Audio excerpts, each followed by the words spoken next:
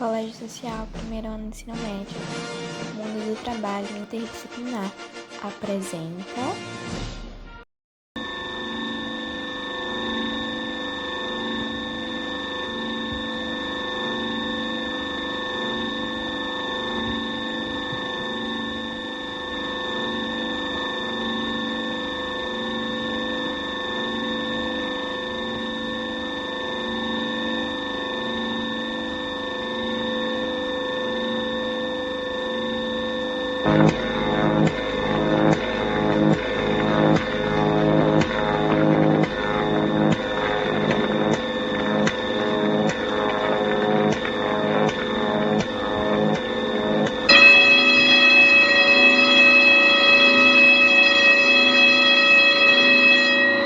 Sección 5, aumente velocidad a 4.1.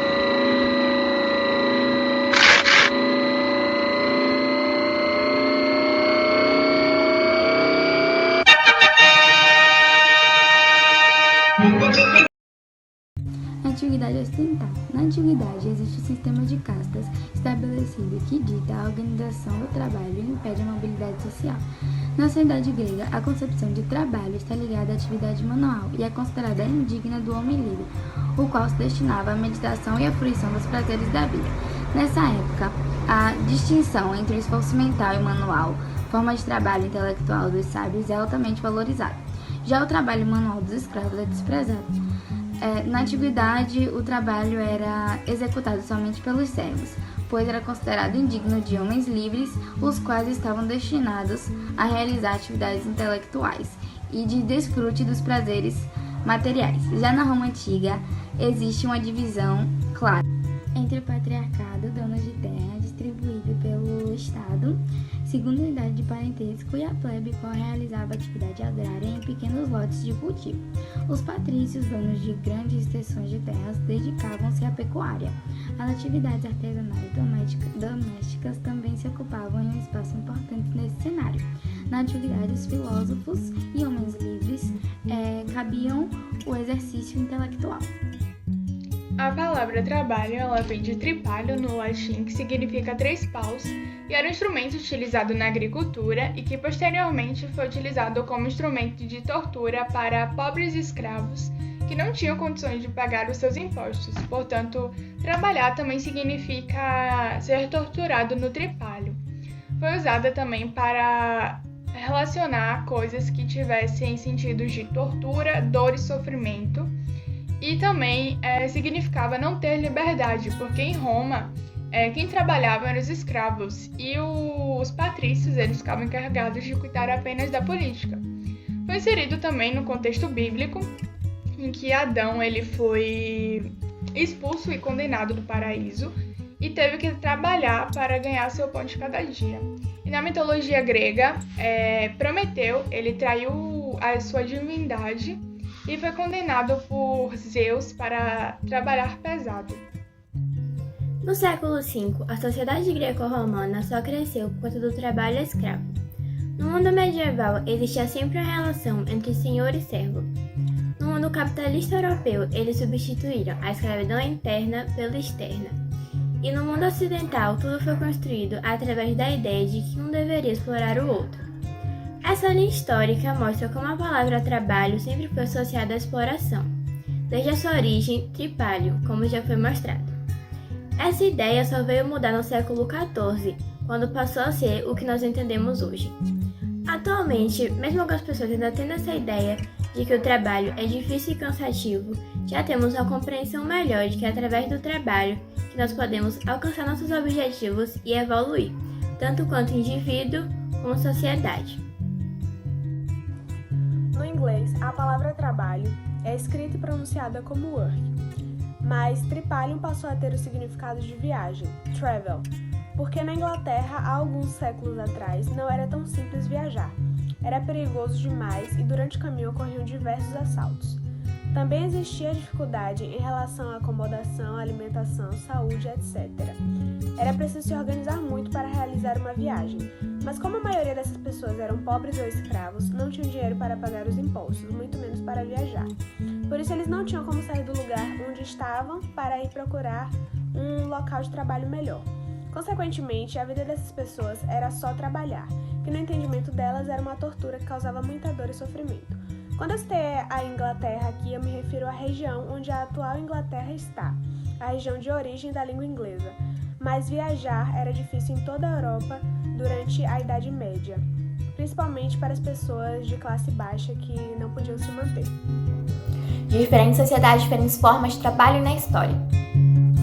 As relações de trabalho anteriormente eram fortemente agrárias e constituídas dentro do âmbito familiar. O ofício dos pais era geralmente passado aos seus filhos, o que garantia a construção de uma forte identidade ligada ao labor e a que o sujeito se dedicava. O indivíduo estava ligado à terra, de onde tirava o seu sustento e de sua família. A economia baseava-se na troca de serviços ou de produtos concretos, e não o valor fictício agregado a uma moeda. Da mesma forma, o trabalho também estava agregado à obtenção de direitos de bens de consumo, e não o valor variável de um salário pago com uma moeda de valor igualmente variável. A estrutura social era rígida com pouco ou nenhuma mobilidade para os sujeitos, ou seja, um camponês nascia e morria camponês, e da mesma forma que um nobre nascia e morria nobre. As transformações de nossas relações de trabalho não pararam na Revolução Industrial, pois ainda hoje o caráter de nossas atividades modifica-se. Contudo, as forças que motivam essas mudanças são outras. A globalização é um dos fenômenos mais significativos da história humana e da mesma forma que modificou nossas relações sociais mais íntimas, modificou também nossas relações de trabalho. A possibilidade de estarmos interconectados a todo momento encurtou as distâncias e alongou nosso período de trabalho. O trabalho remunerado, que antes estava recluso entre as paredes das fábricas e escritórios, hoje nos persegue até em casa e demanda parte do nosso tempo livre. Haja vista a crescente competitividade inerente ao mercado de trabalho. O conceito de trabalho na ciência social é estudar a vida e o comportamento humano, avaliar como as pessoas pensam e agem, como formam grupos ou como elas se relacionam com outras pessoas ou povos. O conceito de trabalho é geralmente entendido com a atividade humana realizada de forma de obtenção de subsistência, como é definido por Karl Marx, como uma atividade sobre a qual o ser humano emprega a sua força para produzir os meios para o seu sustento. A sua importância ajuda para compreender o melhor funcionamento de uma sociedade, sua diversidade cultural e o modo de comportamento dos indivíduos, como seres que fazem parte de um grupo social. Os estudos das ciências sociais são importantes para compreender os ciclos históricos e as transformações sociais que acontecem ao longo do tempo. Os resultados desses estudos eles podem ser usados para muitas finalidades, como por exemplo, na avaliação de atividades do governo, na avaliação das atividades do governo, em projetos educacionais, na implementação de políticas públicas, entre outras atividades que podem ocorrer também. A globalização está entre os conceitos mais debatidos da atualidade, de tal modo que existem diferentes posturas a seu respeito, especialmente por seus diversos aspectos, como econômico, social, político, cultural e educacional. Desse modo, dominar uma segunda língua deixa de ser um bom diferencial para se tornar, em muitos casos, essencial na hora de conquistar uma oportunidade profissional. Até mesmo em vagas de trabalho consideradas mais simples, saber falar outro idioma pode representar um salário mais poupudo ao final do mês. Dependendo do cargo, essa qualificação pode elevar o seu salário em até 60%. A língua espanhola hoje é considerada a terceira língua mais falada no mundo, e não se limita apenas aos falantes de língua materna, que hoje já ultrapassa os 300 milhões de pessoas. Esse número cresce a cada ano com a quantidade de indivíduos que aprendem o idioma como uma língua estrangeira. Atualmente, o espanhol é encontrado nos 5 continentes e seu conhecimento é cada vez mais difundido. Essa língua possui uma importância relativamente grande nas relações de trabalho, especialmente no nosso continente. No Mercosul, diversas relações empresariais são realizadas nesse idioma. A literatura moderna se caracterizou pelo crescimento do romance e também com o fato de que a leitura se tornou mais acessível para todas as classes. Ela foi distribuída em romantismo, realismo, naturalismo, simbolismo, parnasianismo e modernismo. No caso do modernismo, a Revolução Industrial teve extrema responsabilidade de influenciar tanto a arte quanto a literatura, assim como também foi responsável pelo cenário do trabalho assalariado, no qual a autonomia profissional se tornou relativa, por haver uma troca entre a mão de obra do trabalhador e salário. O modernismo literário foi uma vertente bastante forte aqui no Brasil, sendo que no país marcou-se pela produção da literatura, destacando-se a prosa e poesia, onde os escritores passam a usar uma linguagem menos rígida e abusar de versos livres. Um exemplo disso é o nosso querido poeta Manuel Bandeira. Seu primeiro livro foi A Cinza das Horas, publicado em 1917. Inicialmente, o escritor recebeu influência do parnasianismo e do simbolismo, depois filiou-se ao modernismo brasileiro, fazendo parte da primeira geração modernista. A geografia divide-se em alguns ramos, contudo não deve ser estudada de forma fragmentada. Os ramos da geografia apenas norteiam os estudos para facilitar a compreensão dos fenômenos, sejam físicos, sejam sociais. As duas frentes das principais das geografias são a geografia geral, que promove o estudo da interação entre a sociedade e o espaço, abrangendo aspectos políticos, socioeconômicos e culturais. A geografia regional, que estuda as regiões da Terra de forma descritiva, a fim de entender as características e as particularidades de cada uma delas. Em sua expressão geográfica, o trabalho pode ser entendido tanto em relação entre o homem e o meio em que vive, quanto na regularização das particularidades e habitats em diferentes manifestações.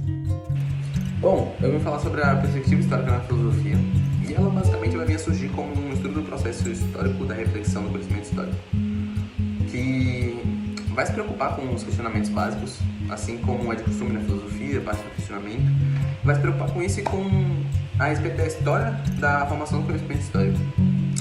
E elementos da filosofia da história presentes em reflexões sobre o tempo, elas existem desde a antiguidade. E também vale lembrar que a filosofia da história, ela não vai se restringir apenas à Europa Ocidental. As filosofias da história, ela também se desenvolveram no mundo muçulmano e em parte da Índia. E ainda que não seja uma regra, as filosofias da história elaboradas desde o século XVIII até cerca do século XIX, ela se preocupava com uma história universal, onde procurava um sentido para o curso da humanidade. E bom, isso dá lugar a novas questões, agora mais relacionadas à natureza e ao processo de adquirir conhecimento histórico. A Alta e Baixa Idade Média são caracterizadas pela seguinte política feudal, e tínhamos os seguintes fatores biológicos provenientes disso. Servos medievais eram trabalhadores das grandes terras comandadas pelos senhores e viviam nas redondezas da propriedade. Estavam vinculados à terra pelo trabalho e não tinham direito de salário ou benefícios. Trabalhavam para morar no local e recebiam os suprimentos necessários para se alimentar e sobreviver. Apresentavam, porém, déficits nutricionais pela pouca quantidade de comida a eles atribuída. A rotina deles originava um cansaço extremo no corpo humano. Isso levava a muitas lesões no corpo, como lesão na coxa, lesão no joelho, lesão na lombar, entre outras lesões. Eles sofriam muita dor de cabeça e queimaduras no corpo devido ao grande tempo exposto à luz do sol, sem nenhum tipo de proteção.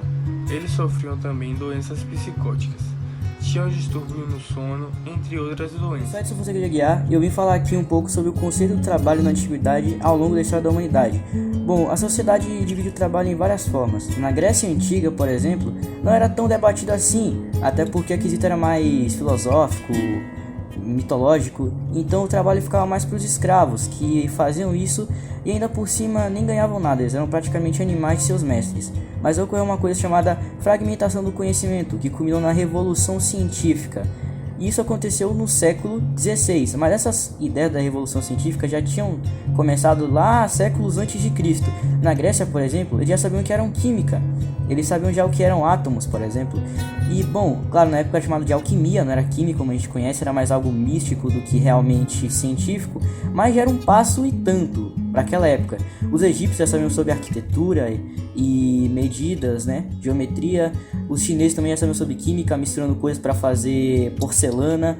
Então, esses fatos, se a gente pegar todas essas evoluções dessas sociedades antigas, a gente não só tem uma evolução da ciência, como também temos uma evolução do trabalho. Muitos dizem que o trabalho serve apenas para nos sustentar, mas a história nos mostra que a relação entre o trabalho e salário é relativamente recente, tendo se configurado no cenário da Revolução Industrial.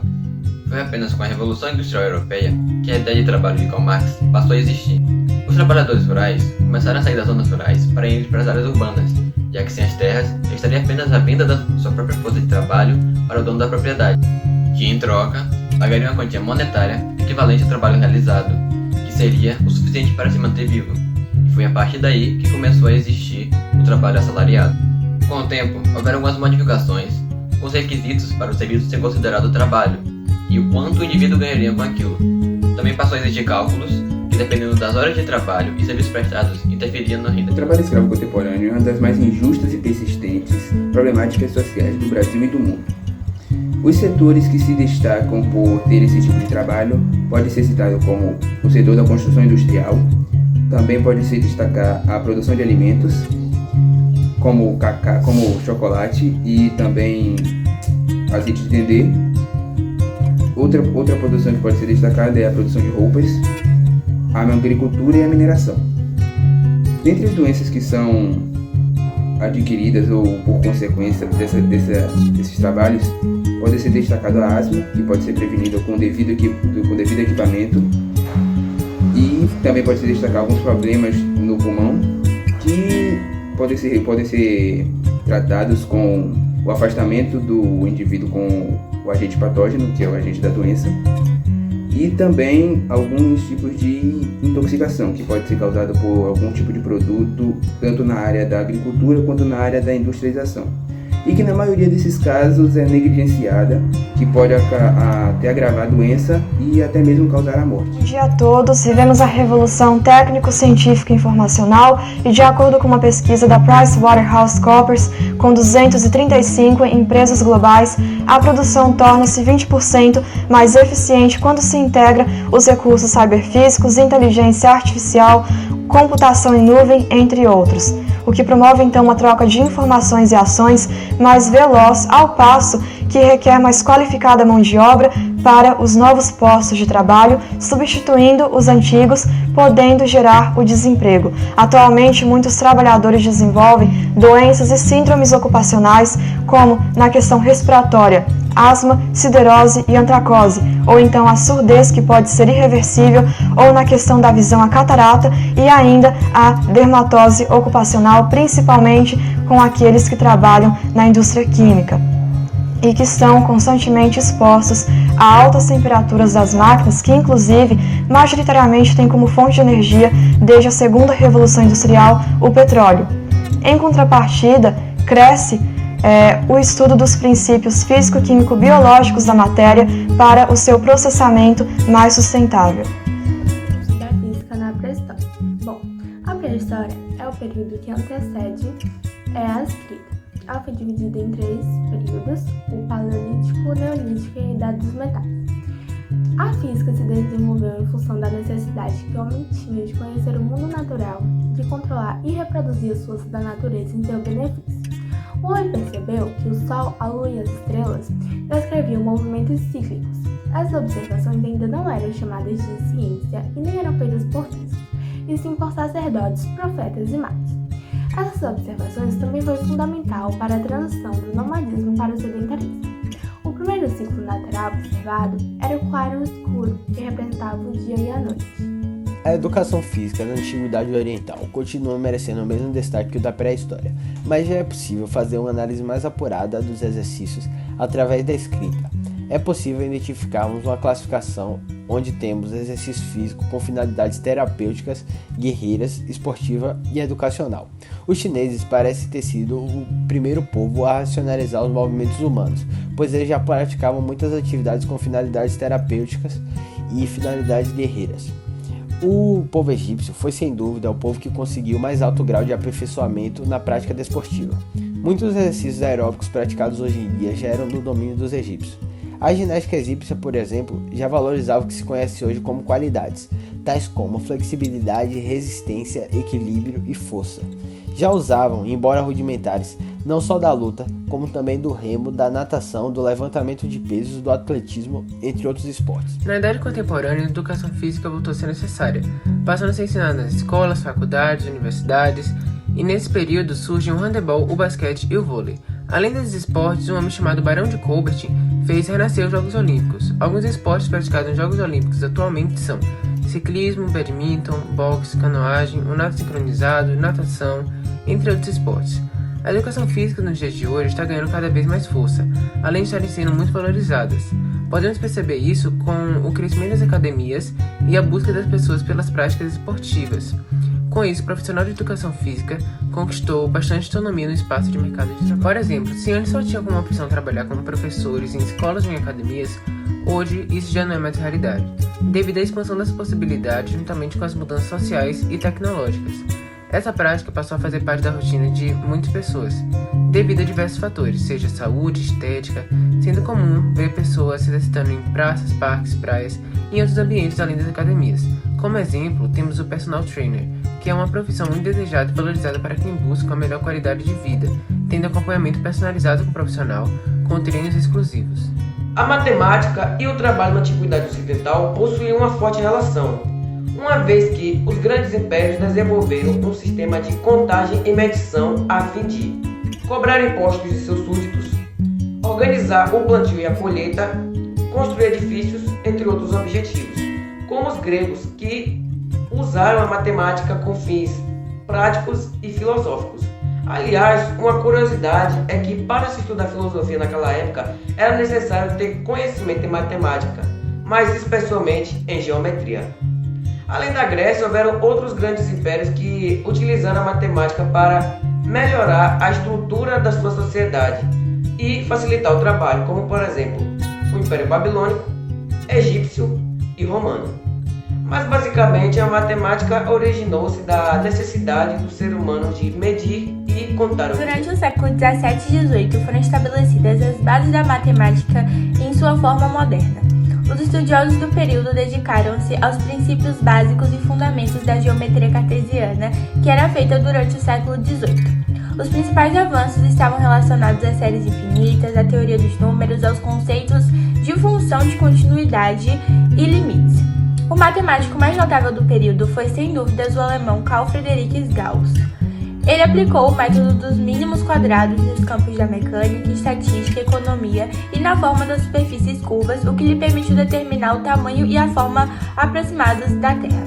Os trabalhos de Gauss também se estenderam às áreas da ótica e do magnetismo. Construiu e aperfeiçoou instrumentos de medição da luz e das distâncias astronômicas, construindo um magnetômetro. Bom dia a todos. Neste mapa mental fazemos uma síntese de tudo que foi trabalhado a partir da nossa análise do conceito de trabalho nas áreas do conhecimento dispostas. O trabalho na antiguidade, aliado ao caráter guerreiro da educação física e estruturado a partir dos conhecimentos matemáticos, como na construção do Império da Babilônia, era organizado em rotinas extensas que provocavam no trabalhador lesões ósseas e musculares e disfunções metabólicas que hoje compreendemos melhor como síndromes e doenças ocupacionais. O trabalho manual era desvalorizado em relação ao trabalho intelectual, feito pelos homens livres, por exemplo, o exercício da filosofia.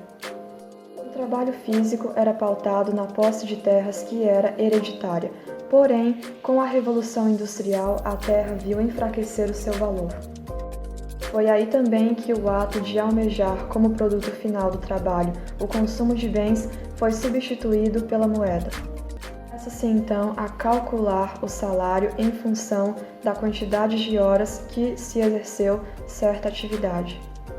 As modalidades de trabalho que variam de acordo com o meio no qual são ambientadas podem ser tantas e alguns exemplos temos o terceirizado, assalariado e o escravo, este último com destaque nos setores agrícola e industrial. A tecnologia empregada atualmente agiliza os processos e encurta as distâncias geográficas. O que temos como exemplo é a rede de multinacionais que percorre o globo. Isso exige dos trabalhadores maior qualificação, por exemplo, conhecimento de uma segunda língua além da materna. O espanhol, inclusive, tem mais de 350 milhões de falantes. E as formas de se enxergar o trabalho também diferem de acordo com o tempo. Na antiguidade,